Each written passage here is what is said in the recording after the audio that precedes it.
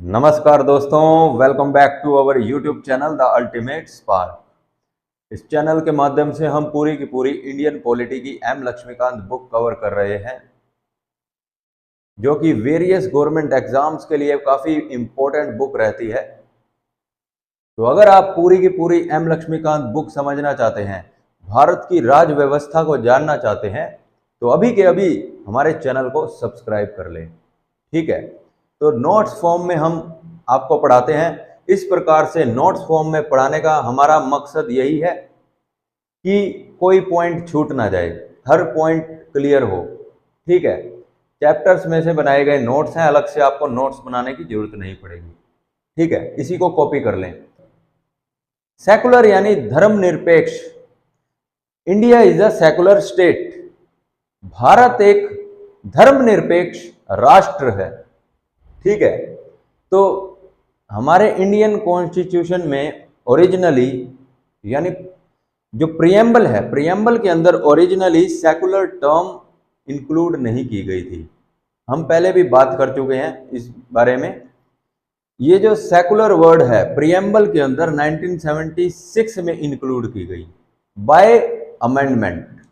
कौन सी अमेंडमेंट, कौन सा संशोधन? By term added by 42nd constitutional amendment act 1976।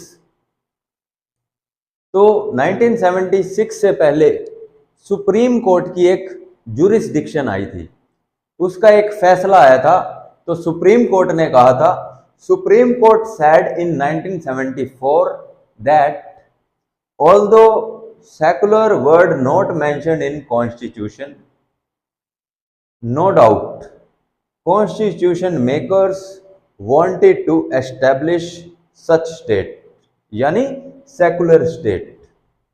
ठीक है, तो सुप्रीम कोर्ट ने 1974 में अपने फैसले में ये बात कही थी कि ठीक है कि कॉन्स्टिट्यूशन के अंदर सेकुलर वर्ड हाईलाइट नहीं हुआ, लेकिन इसमें नो डाउट, इसमें कोई संदेह नहीं है कि जो संविधान निर्माता थे वो इंडिया को सेकुलर कंट्री ही बनाना चाहते थे और सेकुलर स्टेट ही उन्होंने बनाई है। कैसे बनाई है? क्योंकि सेकुलर कंटेंट कॉन्स्टिट्यूशन में मौजूद है। कैसे, हाउ? तो जो आर्टिकल 25 to 28 है, जो कि फ्रीडम देते हैं सभी रिलीजन को, गारंटी देते हैं फंडामेंटल राइट्स के थ्रू। आर्टिकल 25 से 28 जो आर्टिकल्स हैं ये फंडामेंटल राइट्स के अंतर्गत आते हैं। ठीक है, मौलिक अधिकार के अंतर्गत आते हैं। तो इन आर्टिकल्स के थ्रू गारंटी दी गई है फ्रीडम ऑफ रिलीजन, स्वतंत्रता दी गई है सभी धर्मों को। पहली बात कि भारत के सभी नागरिकों को, सिटीजन्स को किसी भी धर्म को अपनाने की आज़ादी मिली हुई है। ठीक है, देन किसी के भी प्रवचन सुनने की आज़ादी मिली हुई है और फ्रीडम मिली हुई है, freedom of belief, freedom of worship. वो किसी भी धर्म के आइडल की पूजा कर सकते हैं, किसी भी रिलीजन इंस्टीट्यूशन में जा सकते हैं। सभी रिलीजन्स को अपने रिलीजियस अफेयर्स में पूरी की पूरी फ्रीडम मिली हुई है और फ्रीडम मिली है कि वो टैक्स पे उनको नहीं करना होगा। अपने रिलीजन को वो उसका प्रचार प्रसार कर सकते हैं, प्रोपेगेट कर सकते हैं। सभी धर्मों को इसमें फ्रीडम मिली हुई है। तो ये सारे जो फीचर्स हैं जो कि फंडामेंटल राइट्स के अंदर आर्टिकल 25 से 28 में जो मिले हुए हैं, ये फ्रीडम्स, ये फंडामेंटल राइट्स सभी रिलीजन्स को, तो ये जो फीचर्स हैं ये सेकुलरिज्म के ही फीचर्स हैं।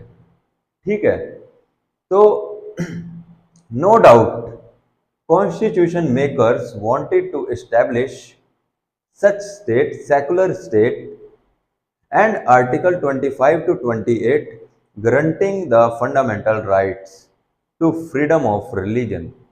ठीक है, तो किसी भी धर्म को टैक्स पे नहीं करना पड़ता।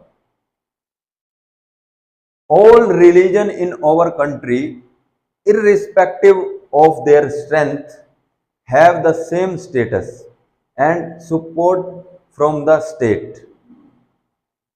इंडिया के अंदर जितने भी रिलीजन हैं उनको बराबर का स्टेटस मिला है, बराबर का सपोर्ट मिलता है स्टेट के द्वारा, गवर्नमेंट के द्वारा बराबर की हेल्प मिलती है। ये देखे बिना कि उनकी स्ट्रेंथ कितनी है, उनकी पॉपुलेशन कितनी है, वो 3% हैं या 25% हैं, वो माइनॉरिटी में है या मेजॉरिटी में है, उनको इक्वल स्टेटस मिला है। ठीक है, तो यही है इंडिया का पॉजिटिव कंसेप्ट ऑफ सेकुलरिज्म। ठीक है, सर्वधर्म समभाव की नीति। सेकुलरिज्म जो है वो दो प्रकार का होता है। There are two types of secularism, positive secularism and negative secularism. जो नेगेटिव सेकुलरिज्म होता है, जैसे वेस्ट का जो सेकुलरिज्म है, जो वेस्टर्न सेकुलरिज्म है, वो नेगेटिव सेकुलरिज्म है। नेगेटिव सेकुलरिज्म में गवर्नमेंट का, स्टेट का, सरकार का रिलीजन से कोई लेना देना नहीं होता, दोनों अलग हैं। Separation between religion and state, religion and government. ठीक है, और जो सोवरेनिटी की बात करें, डिसीजन की बात करें, तो स्टेट का डिसीजन सर्वोपरि होगा, स्टेट सुप्रीम है, वही सोवरन है, रिलीजन नहीं। ठीक है, तो ये separation between religion and state जो होता है, ये वेस्टर्न कॉन्सेप्ट है, वेस्टर्न सेकुलरिज्म है, नेगेटिव सेकुलरिज्म है। इंडिया का जो सेकुलरिज्म है वो सर्वधर्म समभाव की नीति को अपनाता है और पॉजिटिव कॉन्सेप्ट ऑफ सेकुलरिज्म है।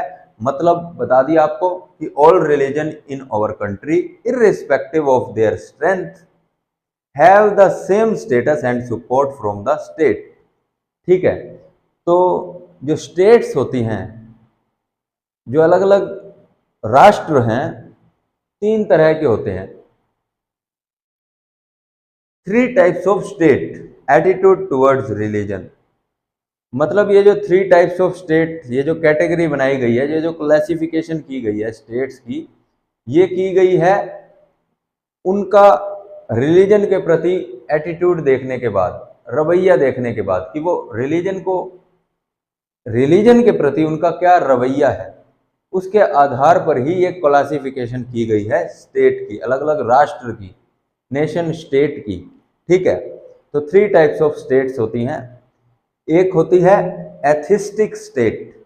एथिस्टिक स्टेट यानी नास्तिक स्टेट, जिनका रिलीजन से कोई लेना देना नहीं होता, नास्तिक होती हैं, उनका गॉड में बिलीव नहीं होता, दे आर नॉन बिलीवर्स। ठीक है, नास्तिक होते हैं वो। सेकंड होती है थियोक्रेटिक स्टेट। थियोक्रेटिक स्टेट जिनका एक पर्टिकुलर रिलीजन होता है, वो प्रो रिलीजन होती हैं, वो प्रो गॉड होती हैं। ठीक है, लेकिन उनका एक पर्टिकुलर अपना खुद का ऑफिशियल रिलीजन होता है। ऐसे राष्ट्र जिनका एक पर्टिकुलर रिलीजन होता है, ऑफिशियल रिलीजन होता है, उसी को ही सभी अधिकार मिलते हैं। ऐसे स्टेट को, राष्ट्र को, नेशन स्टेट को थियोक्रेटिक स्टेट बोलते हैं। जैसे पाकिस्तान का एक पर्टिकुलर रिलीजन है इस्लाम, बांग्लादेश उसका पर्टिकुलर एक रिलीजन है इस्लाम, ऐसे ही श्रीलंका का अपना पर्टिकुलर रिलीजन है। तो ये सभी प्रो रिलीजन है, गॉड में बिलीव रखती हैं। ठीक है, तो ये थियोक्रेटिक स्टेट हुई। थर्ड कैटेगरी जो है स्टेट की, वो है सेकुलर स्टेट। सेकुलर स्टेट जैसे India, United states of America. ठीक है, ये सेकुलर स्टेट्स हैं। तो सेकुलर स्टेट, जहां सर्वधर्म समभाव की नीति अपनाई जाती है, जहां सभी धर्मों को इक्वल स्टेटस दिया जाता है, खुद का कोई भी पर्टिकुलर ऑफिशियल रिलीजन नहीं होता। ठीक है, तो ये हो गया सेकुलर स्टेट। सेकुलर टर्म को हमने समझ लिया।